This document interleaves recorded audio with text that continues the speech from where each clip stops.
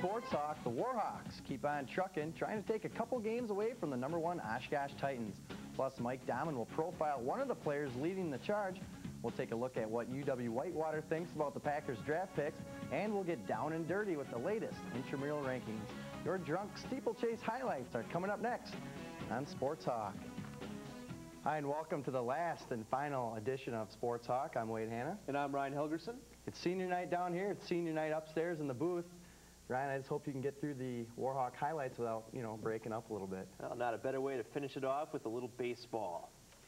Like it has for the past 3 years, the Warhawk baseball team's home series versus the Oshkosh Titans was hampered by wind and rain. Even though there weren't enough weather to stop games, there was just enough to make it a miserable day for baseball.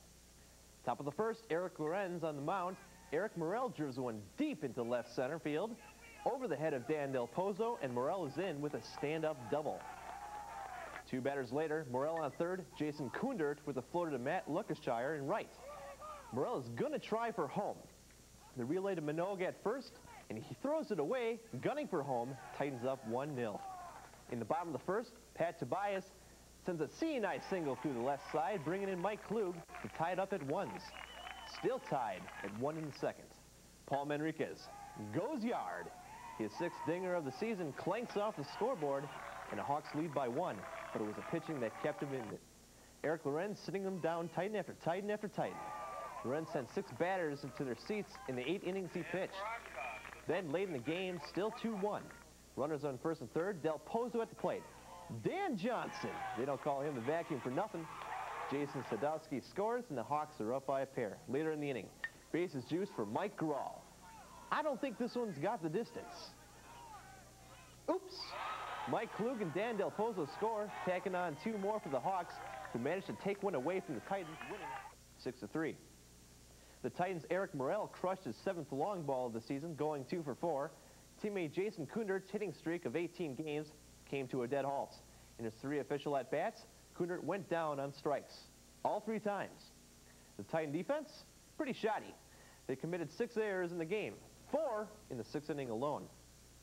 In the nightcap, the Hawks couldn't put away the Titans, losing 4-3. Oshkosh pitcher Andy Kimball improved his record to 16-0 in 17 career starts, and fans a career-high 15 batters in the process. On the mound for the Warhawks, Dale Vandenberg practically shut down the Titans, allowing only 5 hits and 2 runs in 8 innings of work. But the big problem for the Warhawks, their bats. Everybody's a little down, I think, and maybe we probably should be. We didn't play as well as we could in the second game. Struck out a lot. Great pitcher, but we proved we can play with him. I mean, in the second game when they got him going, we're a better team than they are, I feel.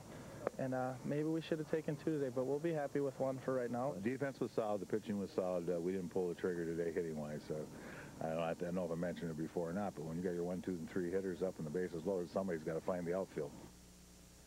With their 6-3 win over the Oshkosh Titans on Friday, the Warhawks have accomplished a season first. It's a little-known fact that the Warhawks held the Titans to their lowest offensive output of the season, allowing Oshkosh to cross the plate a mere 3 times. The previous low for Oshkosh occurred on April 5th against St. Norbert College, in which the Titans were held to 5 runs, but they still managed to come away with a victory. And when you think about it, the Oshkosh Titans are a dynasty. It's a good thing that the Warhawks actually came away with a victory here. Yeah, they really are. And when you talk about Oshkosh, you talk about the 18 championships they've had in a row in the WSUC, and that's really phenomenal. This year, not a senior on the team, but still had 6 first-team all-conference picks back.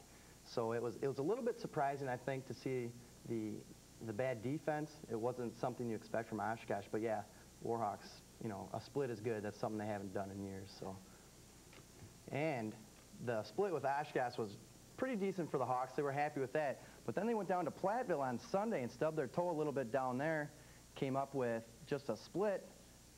And Tuesday they were home playing against Parkside, trailing 10-8 in the bottom of the 4th. Toby Minogue doubles to right field, scores Jason Sadowski, and cuts the deficit to 1 at 10-9.